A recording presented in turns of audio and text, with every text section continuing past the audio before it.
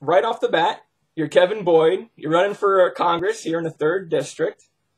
Right. And I've noticed I tend to like to keep my politics and my religion separate.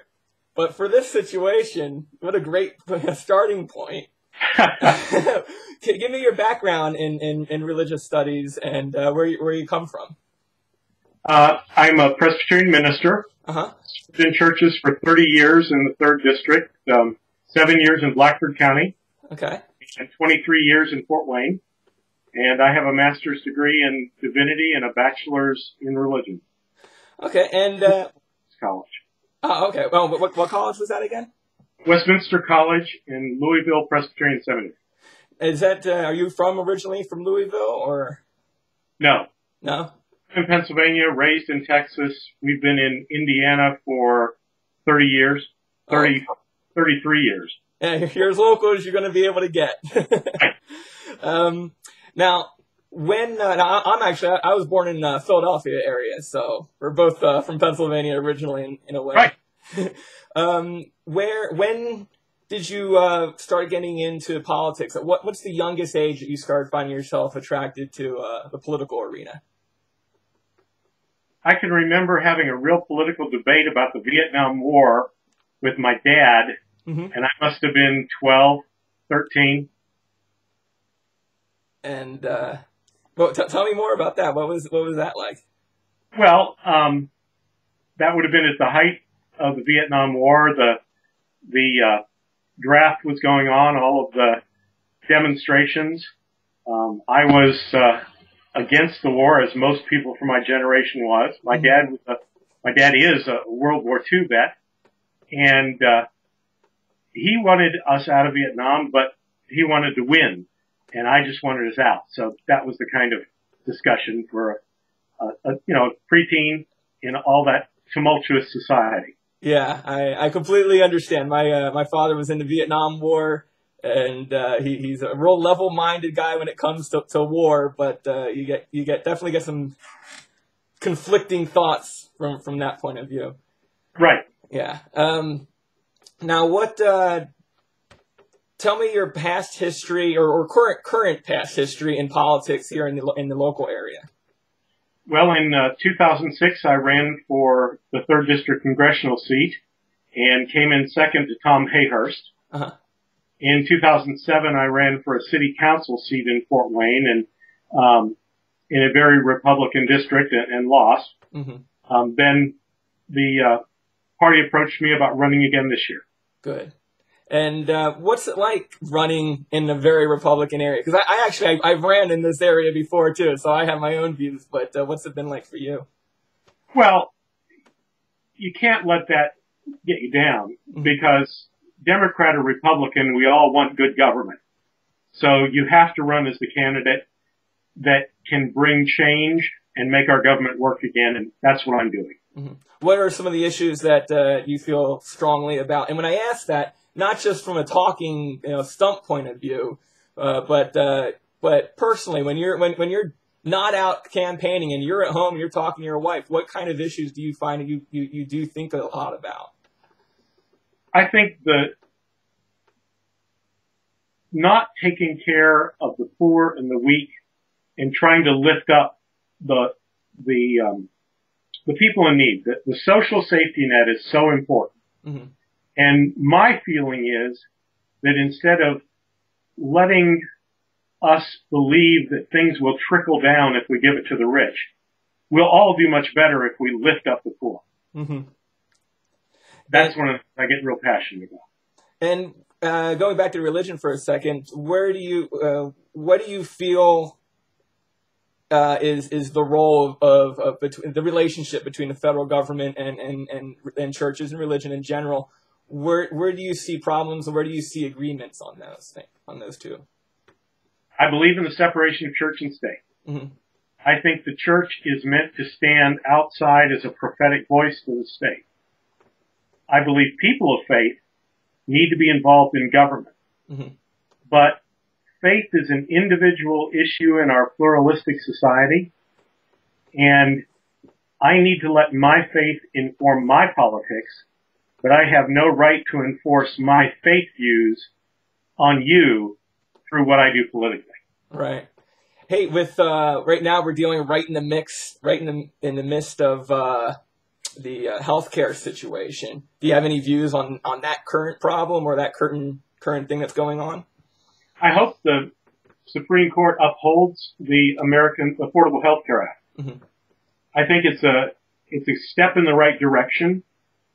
I think healthcare is a critical issue, and we have to find ways to make sure all people have access to healthcare. In ministry, I've had more than once to hold the hand of someone who's dying because they didn't get treatment early enough because they didn't have healthcare and they couldn't afford it on their own. Mm-hmm. I don't want to see that happen again. Where do you think the problem is that so many people feel like they can't afford it? I mean, we could argue with somebody else, maybe on the other side of the political aisle, that you can figure out a way to pay for it. But realistically, everyone has a hard time trying to juggle their bills. Why do you think that the average person is suffering to the price of healthcare so much? Well, costs have gone up so quickly. I saw an article today where if eggs had risen at the same kind of ratio that healthcare had over the last 20 years, we'd be paying $44 for a dozen of eggs. So the cost has gone up so much faster than the rest of the economy. The second thing is we have moved in the last 30 years or so from the primary way healthcare was provided was by not-for-profit hospitals and not-for-profit entities. Mm-hmm. And we've moved to a for-profit healthcare system, and that's driven the costs up. Mm-hmm. There are always the things about new technology that cost more and we can do more things, but I really think the profit motive applied to healthcare has helped drive the costs up in such an astronomical way. Mm-hmm. And for the local area, Fort Wayne and surrounding counties, what do you feel like you would like to be able to do for them while being in House of Representatives? Jobs are the critical thing we need here in Fort Wayne and in the 3rd District counties. And we have a great manufacturing base. We have talented workers who are quite capable of doing advanced manufacturing. We have great schools and places to teach the kinds of innovative skills that we need for advanced manufacturing.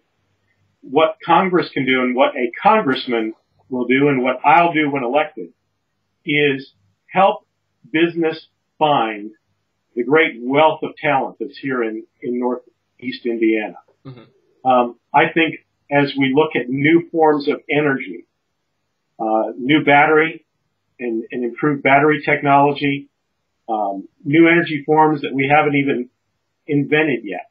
Mm-hmm. We need to have in the 3rd District a new energy forum where we call people together to dream and to propose their dreams and to think of Northeast Indiana as a place where we can make that happen and where we can build the energy future of America.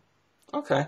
Now, you have SDI just out here in Columbia City, which right. Was helped bankrolled and helped started through Bain Capital, Mitt Romney. Right. It's a very Republican area. It's one of the most Republican areas I've ever seen or ever been exposed to. What's your relationship to the Republican Party or to working with Republicans? How do you feel about that? I work with Republicans all the time. It's hard not to in this area. Well, everywhere I go, there's mm-hmm. people for Republicans. It's not important that we're Republicans or Democrats. It's important that we're Americans. Mm-hmm. And it's important that as Americans, we're looking at what is best for the most people and what is best for the nation. That goes beyond party lines. Mm-hmm. And that's what we need to start looking for again. We've had too much party lines and too little what's best for America. Mm-hmm. Now, by being the political guy that I am, what do you think? I'm very interested in party politics, and I'm wondering what you feel are, I don't want to sound divisive, but what do you find is the biggest difference between the two parties? But also, to be fair, what do they have in common that I personally think there's a lot more in common than either party might want to realize. But do you see any of those common themes between both parties, and what do you think separates the two? I think one of the things that has separated at least the leadership in Congress, and our current congressman is one of those, is they have bought into special interest groups controlling their ideas and behavior. Grover Nordquist and his no taxes of any kind policy has derailed a lot of discussions where we could find some bipartisan agreement to solve the economic and budget problems that we have. But every time he snaps his fingers, 230 congressmen snap to attention. That's wrong. We can't let special interests control our government. Well, go ahead, please. But the people I know who are Republicans think that's wrong too. They think that we have to work for the people. And there are some different ways of looking at that, but bottom line, we're all looking at what's best for America. And that's what politicians have to start seeking too, not just what's best for their party or what's going to get them reelected again. I've said before, I don't believe in politicians. A politician will do anything to get elected. I believe in being a public servant. A public servant will look out for what's best for people and what's best for the most people. And will do what's best even if it is political suicide. Because what's best is what's really important. And people love to hear that.